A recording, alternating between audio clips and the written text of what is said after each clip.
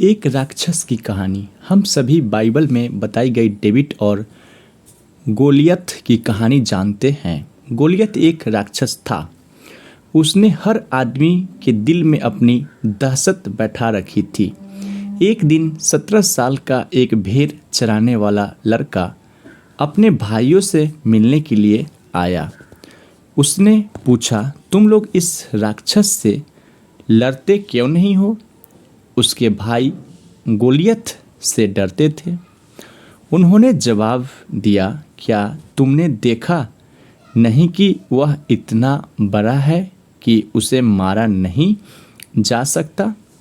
इस पर डेविड ने कहा, बात यह नहीं है कि बड़ा होने की वजह से उसे मारा नहीं जा सकता, बल्कि हकीकत यह है कि वह इतना बड़ा है कि उस पर लगाया गया निशाना चूक ही नहीं सकता। उसके बाद जो हुआ वह सबको मालूम है।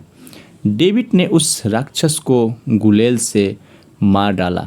राक्षस वही था, लेकिन उसके बारे में डेविड का नज़रिया अलग था। यह नाकामयाबी को कैसे देखते हैं, यह हमारे नज़रिए से तय होता है। आशावादी सोच वाले आदमी के लिए नज़रिया कामयाबी की सीढ़ी बन सकता है। दूसरी ओर निराशावादी यानी निगेटिव सोच के आदमी के लिए यह रास्ते का रोड़ा बन सकता है। थिंक एंड ग्रो रिच और कई अन्य किताबों के लेखक नेपोलियन हिल का कहना है कि हर समस्या अपने साथ अपने बराबर का या अपने से भी बड़ा अवसर साथ लाती है। क्या आपको कभी इस बात पर हैरानी हुई है कि कुछ लोग, संस्थाएं या देश दूसरों के मुकाबले अधिक कामयाब क्यों होते हैं?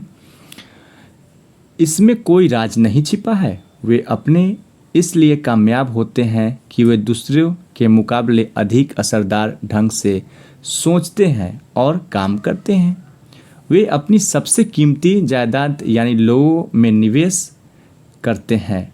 मैंने दुनिया की कई बड़ी कॉरपोरेशनों के अलावा अफसरों से बात की और उनसे पूछा, अगर आपके पास जादू की छड़ी हो और आपको केवल एक ऐसी चीज़ बदलनी हो जिससे आपको तरक्की मिल जाए, साथ ही उत्पादकता और लाभ भी बढ़ जाए, तो आप किस चीज़ को बदलना चाहेंगे? सबका जवाब एक ही था। उनका कहना था कि वे अपने लोगों का नज़रिया बदलना चाहेंगे। नज़रिया बेहतर होने पर लोगों में टीम भावना बढ़ेगी, बर्बादी कम होगी और वे ज़्यादा वफादार हो जाएंगे। कुल मिलाकर उनकी कंपनी में काम करने का बेहतर माहौल बन जाएगा। तजर्बा बताता है कि किसी भी व्यापार की सबसे कीमती पूंजी उससे जुड़े लोग होते हैं। पूंजी या औजारों से लोग की कीमत अधिक होती है। बदकिस्मती से सबसे ज़्यादा मानव संसाधन की व्यर्थ या बेकार चला जाता है। लोग उसकी सबसे बड़ी संपत्ति बन सकते हैं या सबसे बड़ा बोझ भी बन सकते हैं।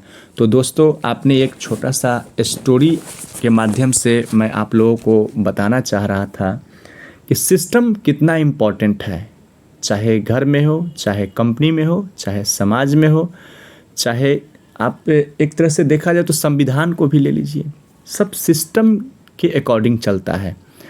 आप में डिसिप्लिन है, सिस्टम है, सक्सेस होने से कोई नहीं रोक सकता है। दुनिया के कोई वैसा ताकत नहीं है जो आपको सिस्टम फॉलो कर रहे हैं। पब्लिक आपके साथ है, लोग आपके साथ है और एक दूसरे को कॉपरेशन की भावना से अगर आप मिलजुल कर काम करते हैं तो सफलता आपकी कदमों चूमता है। कुछ लोग वैसे होते हैं जो सिर्फ अपने आप को सोचते हैं कि हम डेवलप कर ले, और लोग कहने का मतलब कि लोगों को प्रश्रय नहीं देते हैं। इसके कारण है कि लोग न अपने सक्सेस हो पाते हैं, न टीम को सक्सेस करवा पाते हैं, न घर में वैसा खुशियाँ ला पाते हैं और अहम हो जाता है उनको। तो दोस्तों, मैं इस कहानी के माध्यम से मैं ये बताना चाहता हूँ कि राक्षस कितना भी बड़ा क्यों ना हो, अगर सोच पॉजिटिव रखिएगा, नज़रिया पॉजिटिव रखिएगा, तो सफलता प्राप्त करने से आपको कोई नहीं रोक सकता है। चाहे स्टोरी के माध्यम से आपको नॉलेज दे या आपको गाइड कोई भी सीनियर करे, बशर्ते समझना तो आपको पड़ेगा, सीखना तो आपको पड़ेगा। और दुनिया का कोई वैसा वस्तु नहीं है, वैसा काम नहीं है जो सीख कर समझ कर ईजिली किया जा सकता है। मुझे भी एक समय यूट्यूब पर आने में डर लगता था, क्या बोलेंगे, कैसे बोलेंगे,